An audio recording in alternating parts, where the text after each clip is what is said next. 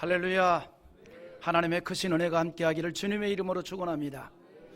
사람은요, 누구나 살면서 추억이 있습니다.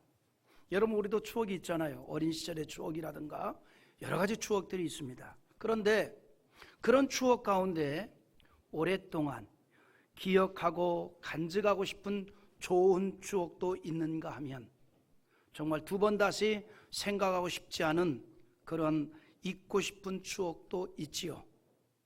추억에 관해서 정말 할 말들이 많을 겁니다. 소냐 루보머스키라고 하는 교수가 있는데 사람의 추억에 관한 내용으로 오래전에 글을 하나 썼습니다.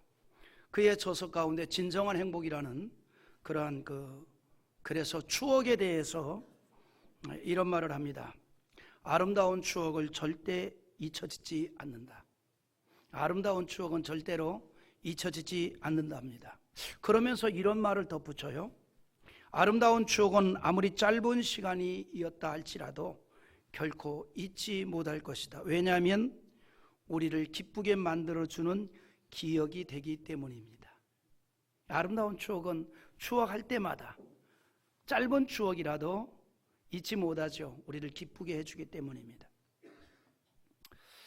우리가 추억을 회상하면서 그것으로 인하여 행복하게 된다면 우리가 기억을 장려하는 것이 좋다는 거죠.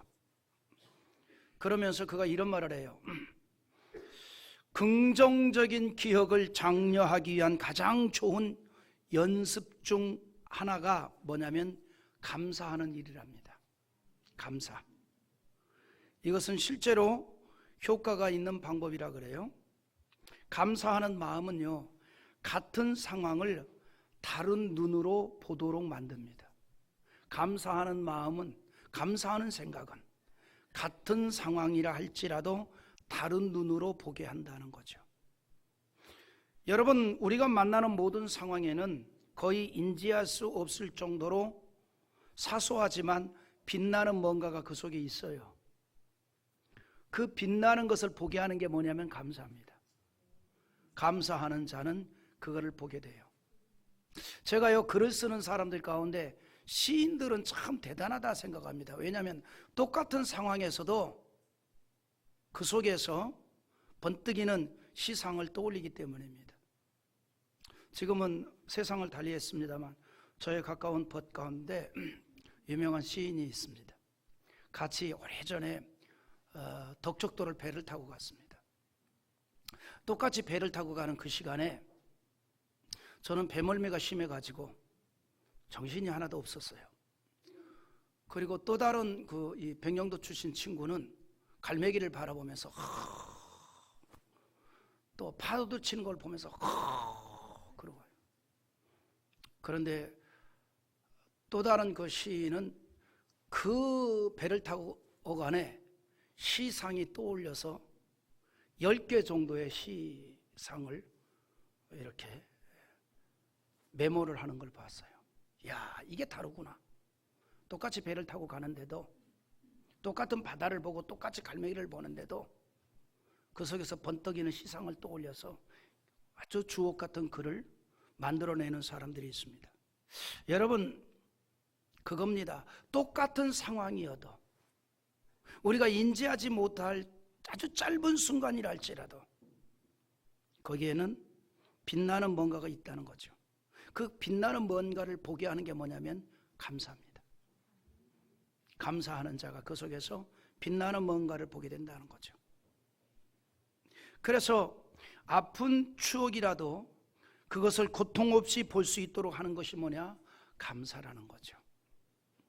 그리고 그 과거를 고통 없이 볼 수 있는 사람은 현재를 열정적으로 살아갈 수 있는 사람이라 그래요. 여러분, 과거가 고통이라 할지라도 그거를 고통 없이 볼 수 있다면 오늘을 열정으로 살아갈 수 있는 에너지가 된다는 거죠. 그래서 우리가 추억을 어떻게 생각하느냐라는 것 중요한 건데, 특별히 좋은 추억을 회상하는 것은 앞으로의 삶에 긍정적인 영향을 준다는 것입니다. 오늘 말씀에서도 이스라엘 백성들을 향하여 그들을 사랑하시는 하나님의 일을 추억하도록 말하고 있습니다. 하나님께서 이스라엘 백성들을 향하여서 뭐라고 말하는가 하니, 내가 업어서 내게로 인도하였다 이렇게 말합니다. 내가 업어서 내게로 인도하였다.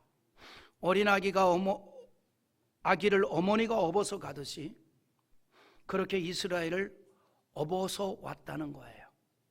4절의 말씀인데 우리 한번 다시 읽어보겠습니다. 내가 애굽 사람에게 어떻게 행하였음과 내가 어떻게 독수리 날개로 너희를 업어 내게로 인도하였음을 너희가 보았느니라. 할렐루야. 하나님께서 이스라엘 백성들을 마치 어머니가 어린 아기를 업으셨던 것 같이 그렇게 업어서 이곳까지 날라왔다는 거예요. 업어서 날라왔다. 지금 이스라엘 백성들은 출애굽을 하여서 하나님의 은혜로 시내산까지 도착을 했습니다. 애굽에서 시내산까지 도달하는 시간이 약 3개월의 기간이 걸렸습니다.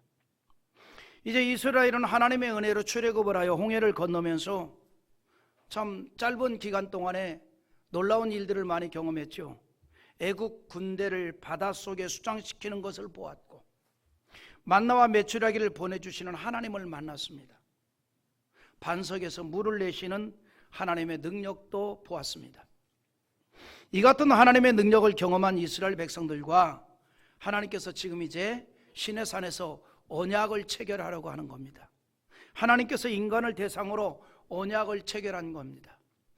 이 언약의 체결은 이 땅에서 이루어진 어떤 계약이나 어떤 합의보다도 귀한 겁니다. 아담과 언약을 체결하였던 하나님께서는 지금 400년 동안 노예 생활을 하던 이스라엘 백성들과 언약을 체결하는 것입니다. 그 언약의 체결 장소가 시내산입니다. 이 언약을 체결함에 있어서 이스라엘의 대표로 모세가 이제 세워지게 됐습니다. 그래서 모세가 이스라엘을 대표하여 산으로 올라가고 하나님이 하늘로부터 친히 영으로 강림을 하였습니다. 하나님과 이스라엘의 대표인 모세가 만나서 시내산에서 언약을 맺은 것입니다. 이것이 바로 시내산 계약 혹은 시내산 언약의 모습이었습니다.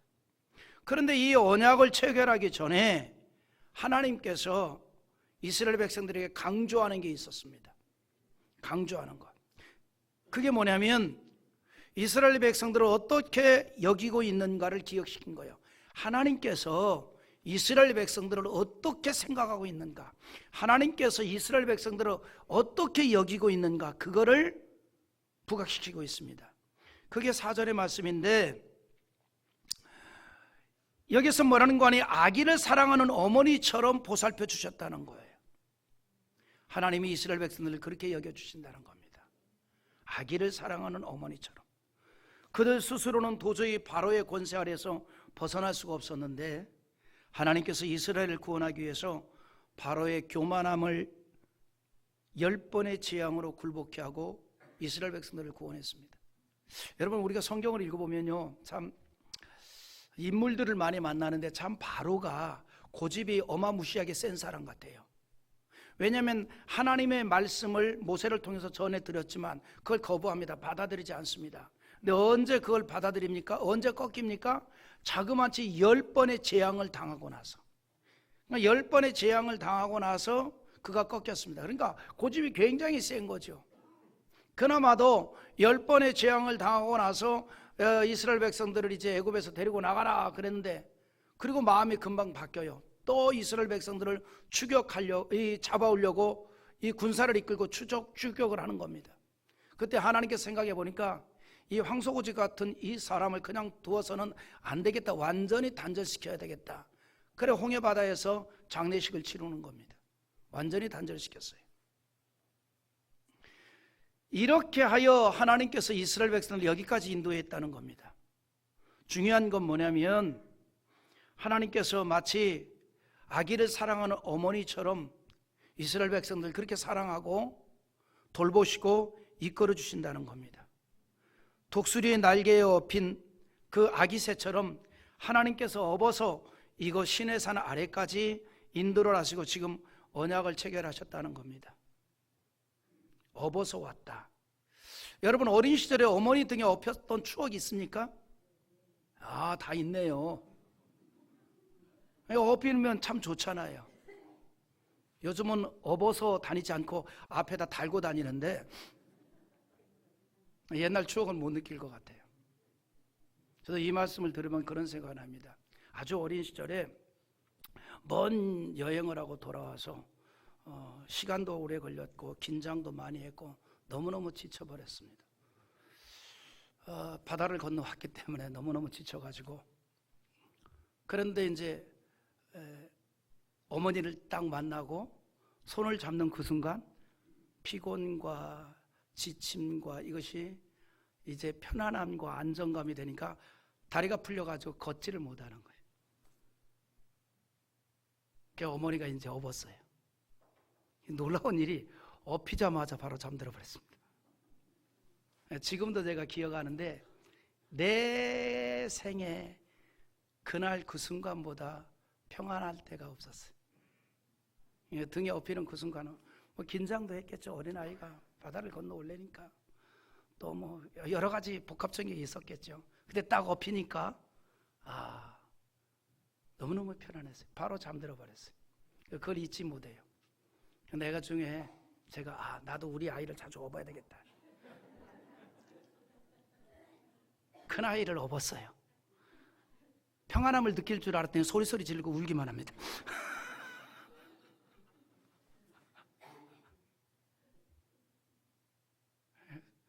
그 감정도 느껴보라고 업었는데 소리 지르고 울기만 해요.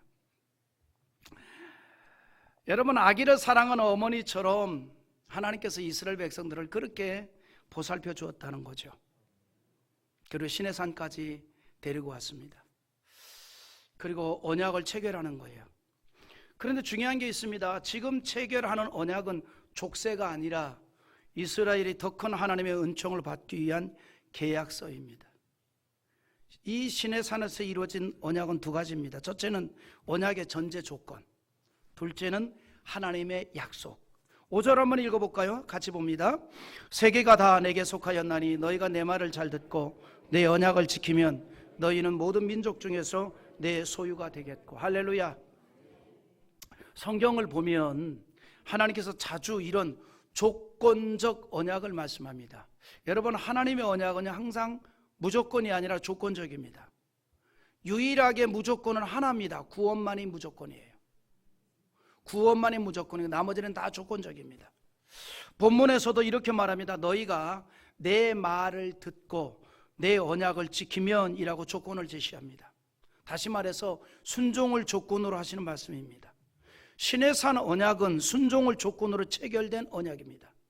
하나님은 이스라엘 백성들에게 순종을 요구하셨고 순종을 기초로 하여 그 백성들과 특별한 관계를 맺기를 요구하신 것입니다. 이것이 시내산 언약의 특성이라고 할 수가 있습니다. 오늘 이 본문에서 말하는 이 언약이란 말은 히브리 말로 베리트라고 하는데, 이건 본래 베리투라라는 단어에서 나온 말인데 그 의미가 뭐냐면 묶는다는 거예요. 묶는다.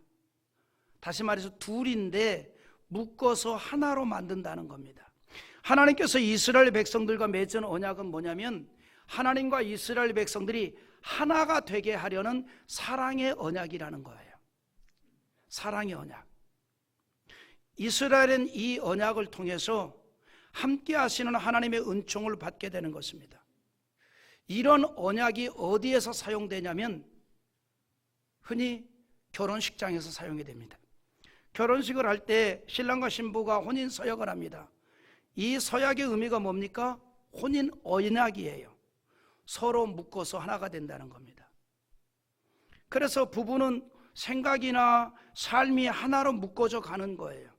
또 그렇게 갈 때 서로가 안정되고 행복할 수가 있잖아요. 여러분, 남녀가 결혼한다는 거 뭐예요? 말 그대로예요. 인생 저당 잡히는 거예요. 인생 서로 간에 저당을 잡히는 거예요. 서로 간에. 서로 간에 인생 저당 잡혀서 서로 간에 하나가 되는 거예요. 전부 불만이 많은지 눈빛이 뭐 어떻게 되냐면 그렇게는 못 살아. 이게 결혼이라는 게 바로 그런 거예요. 서로 간에 하나가 되는 거예요. 생각과 마음과 모든 것이 하나가 되는 거예요. 그게 혼인 언약은 바로 그런 의미거든요. 서로 인생 저당 잡히는 거예요. 그런데 하나님께서 이스라엘 백성들에게 언약을 하십니다. 시내산에서. 그 언약이 바로 그런 의미라 이 말입니다. 베리투라라는 말이 묶어진다는 거예요. 하나님과 인간이 나누어진 게 아니라 이제 하나가 된다는 겁니다. 그래서 하나님께서 이스라엘 백성들과 항상 함께 한다는 거죠. 그리고 그 삶을 주관하시고 인도하시고 돌보아 주시고 축복하신다는 겁니다. 그것을 위한 언약이 시내산에서 이루어졌다는 거죠. 그런데 하나님께서 이스라엘을 이렇게 언약을 맺기 위해서 애굽에서 인도하신 사건에 대해서 매우 독특한 표현을 한 겁니다. 뭐예요? 독수리 날개를 업어서 인도했다는 거죠. 우린 이 말씀에서 하나님의 특별한 애정과 보호의 역사를 생각할 수 있습니다. 독수리는 이제 새끼 독수리가 하늘을 나는 훈련을 시킬 때에 높은 곳에서 새끼 독수리를 떨어뜨립니다. 그때 이제 날개짓을 제대로 하지 못한 채 아래로 떨어지면 어미 독수리가 쏜살같이 달려가서 넓은 날개를 쫙 펼쳐가지고 그 널넉한 날개로 그 새끼 독수리를 받아준다는 거죠. 하나님께서 이스라엘 백성들을 그렇게 바쳐서 이곳까지 이끌어왔다는 겁니다. 지금 시내산에 있는 이스라엘 백성들은 각별한 사랑으로 애굽에서 구원을 하였습니다. 그 사랑으로 지금 이제 언약을 체결하는 거예요. 그러므로 시내산에서의 언약은 다른 말로 하면 사랑의 언약입니다. 그 언약으로 뭘 주었느냐? 율법을 주신 겁니다. 다시 말해서 이스라엘에게 율법을 주신 것은 무거운 짐을 주어진 것이 아니라 사랑으로 이루어진 지속적인 관계를 위해서 주어진 언약이라는 겁니다. 하나님께서 이스라엘에게 하신 뜻이 이겁니다. 내가 너희를 사랑으로 여기까지 인도했으니 이제 나와 언약을 맺고 약속의 말씀 안에서 살아가는 백성이 되기를 기대한다, 이런 말이에요. 이런 사랑으로 하시는 언약이기에 이 언약을 지키면 그 하나님의 사랑을 누리게 된다는 겁니다. 하나님이 주신 율법은요, 사랑을 지속시키기 위한 소중한 언약입니다. 여러분, 그래서요, 모든 것이 사랑으로 이루어지면 무거움이 아니라 가벼움이 되고 즐거움이 되고 기쁨이 돼요. 예수님께서 그걸 말씀했잖아요. 마태복음 11장 29절과 30절 한번 다 같이 읽어보겠습니다. 같이 봅니다. 나는 마음이 온유하고 겸손하니 나의 멍에를 메고 내게 배우라. 그리하면 너의 마음이 쉼을 얻으리니 이는 내 멍에는 쉽고 내 짐은 가벼우니라 하시니라. 아멘.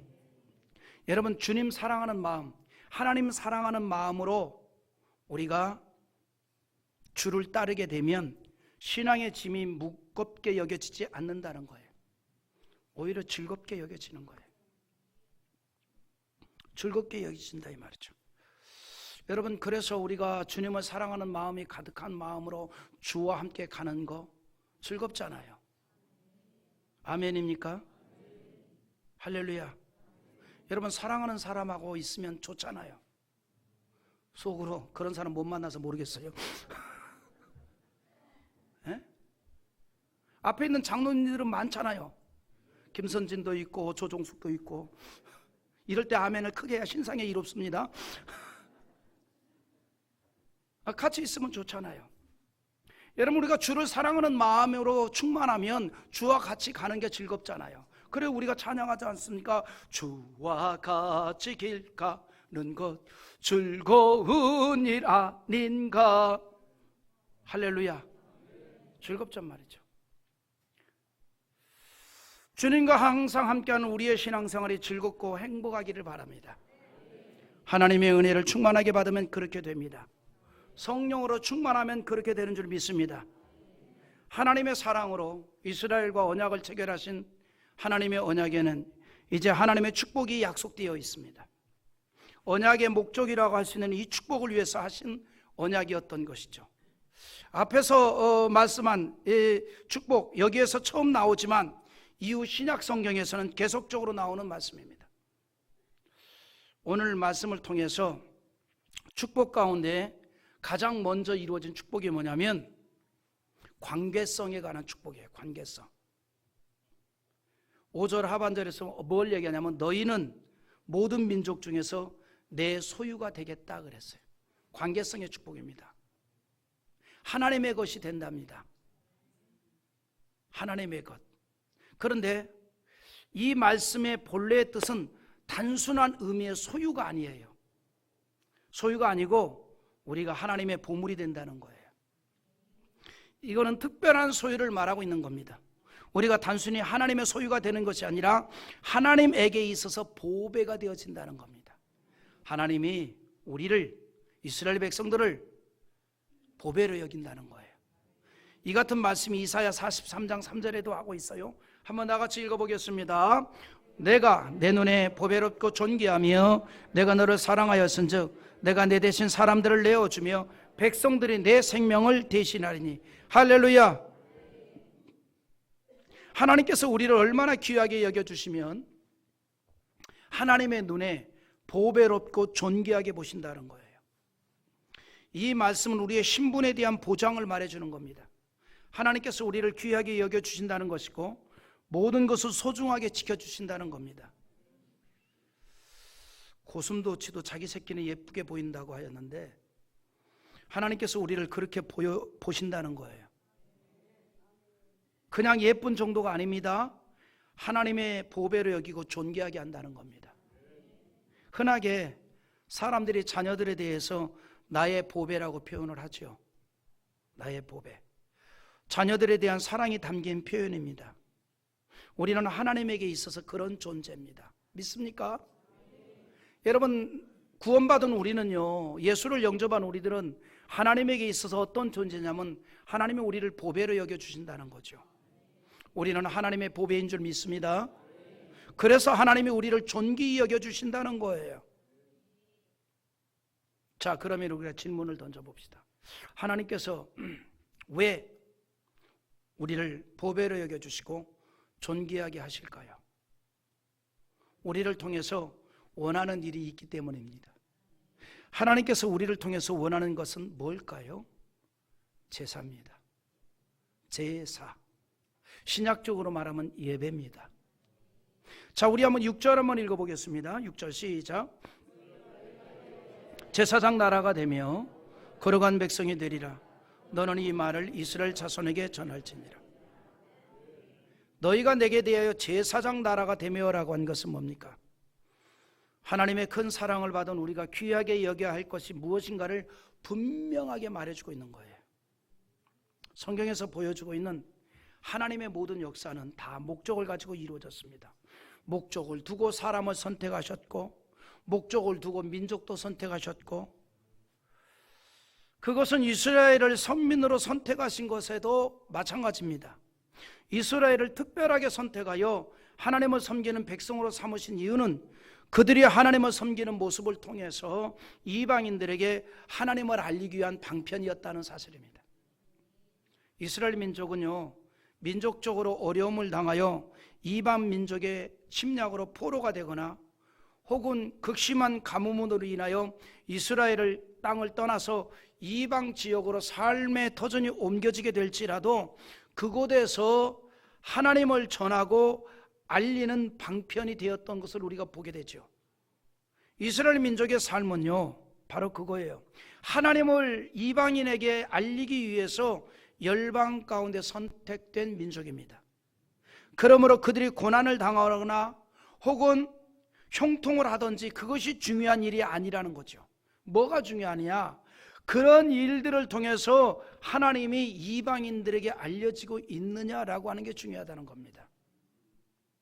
이방인들에게 하나님이 알려지고 있느냐. 그리고 그런 이스라엘이 이방의 하나님을 알리는 가장 출발이 뭐냐? 하나님께서 이스라엘 백성들을 선민으로 택했어요. 이방인들에게 하나님을 알리는 민족이 되라고.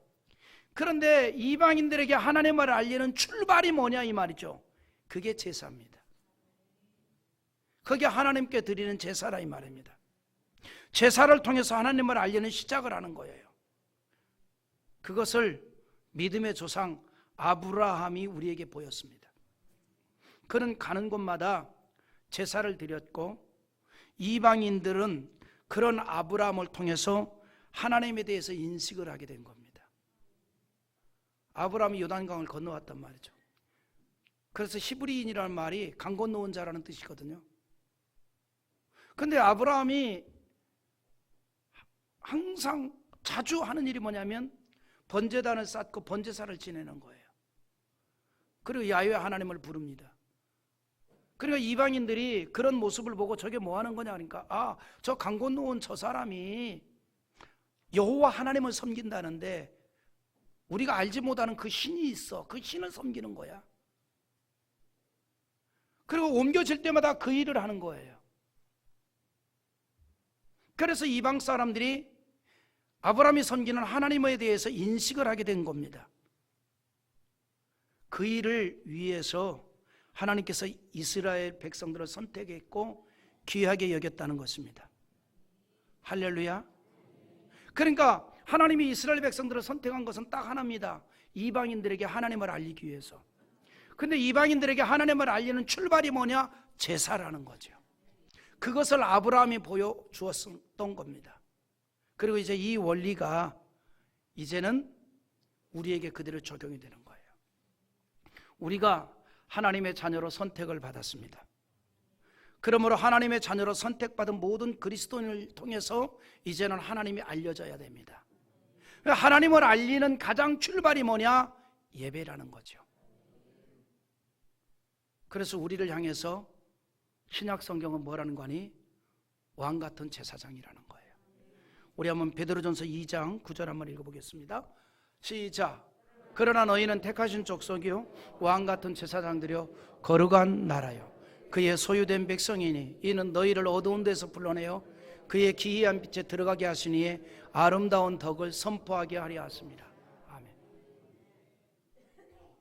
이 베드로전서 2장 9절 이 한 구절에 지금까지 제가 한 설교, 오늘 한 설교의 모든 내용이 함축해서 다 들어 있습니다. 너희는 택하신 족속이요 하나님은 우리를 하나님의 자녀로 택했다는 겁니다. 그리고 우리에게 무엇을 주었느냐? 왕 같은 제사장의 직분을 주었습니다. 하나님 앞에 제사를 드리는 자가 되라는 겁니다. 그렇게 하여서 무슨 일을 이루라는 겁니까? 기이한 빛에 들어가게 하신 하나님의 아름다움을 선포하게 하라는 겁니다. 즉 하나님을 알리는 자가 되라가 하라는 것입니다. 하나님께서 이스라엘을 선택하였듯이 우리를 하나님의 자녀로 선택하신 이유와 목적을 말하고 있는 겁니다. 구원받은 모든 하나님의 자녀들은 세상에서 하나님을 섬기는 모습을 보여주는 제사장이 되어야 합니다. 그리스도인은 구약의 제사장과 같이 하나님을 섬기는 것을 보이는 자들이 되어야 합니다. 그 하나님을 섬기고 알리는 일의 시작이 예배입니다. 그래서 여러분 우리가 하나님을 알리고 그리고 하나님을 섬기는 그 출발이 예배라는 것을 우리는 잊지 아니하고 예배를 귀하게 여겨야 된다는 사실입니다. 그래서 예배는 선택받은 그리스도인이 그 하나님의 선택받은 자의 모습을 시작하는 출발점이 되어지는 게 바로 예배입니다.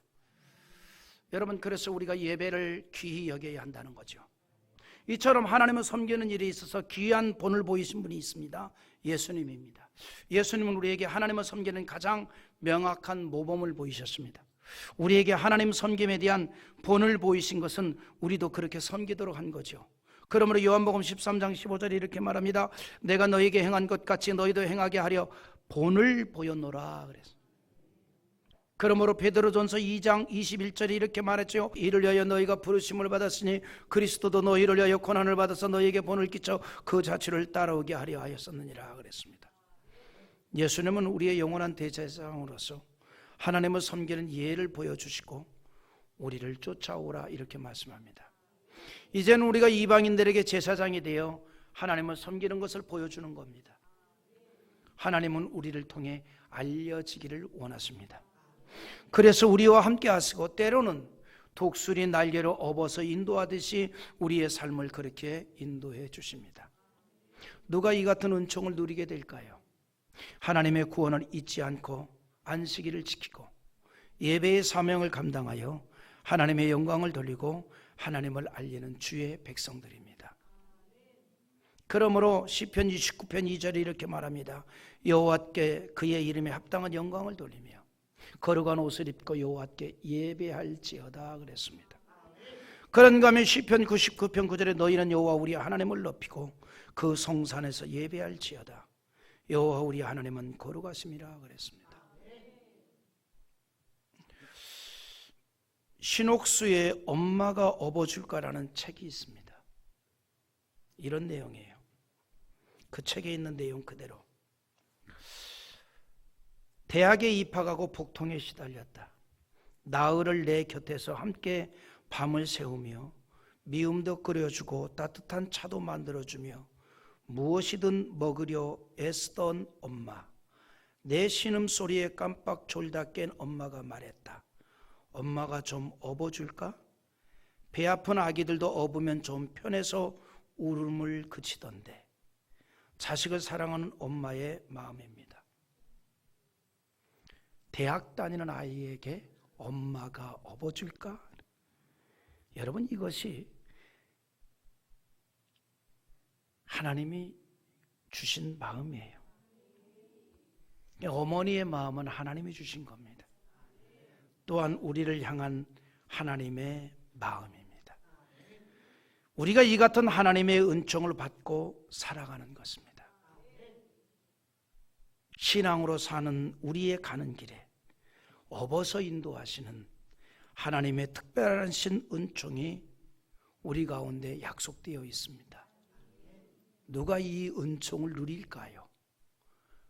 우리를 불러주신 하나님의 뜻에 따라 하나님의 영광을 돌리고 하나님을 알리는 삶이 되는 자에게 이 같은 하나님의 은총의 역사가 나타나게 될 줄 믿습니다.